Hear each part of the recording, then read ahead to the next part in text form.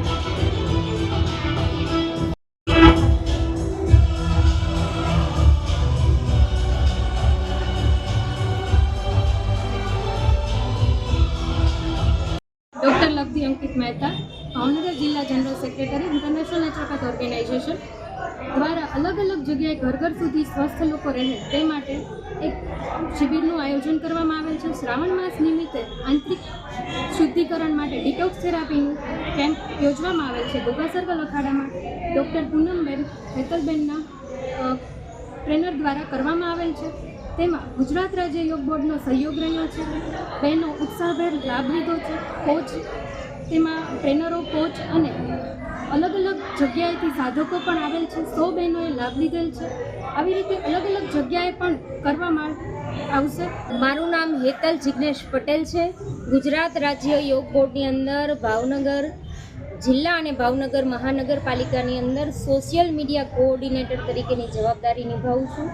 મારા યોગ ટ્રેનર પૂનમબેન રાઠોડની યોગ કક્ષાની અંદર જે ઘોઘા સર્કલ અખાડા ખાતે ચાલી રહી છે તેની અંદર શ્રાવણ માસના પવિત્ર માસ નિમિત્તે જે શ્રાવણ માસ આજથી શરૂ થઈ રહ્યો છે એ શ્રાવણ માસના પર્વ નિમિત્તે આજે ડિટોક્સ થેરાપીનું આયોજન કરવામાં આવ્યું છે, જેમાં 100થી વધુ બહેનોએ ભાગ લીધેલ છે।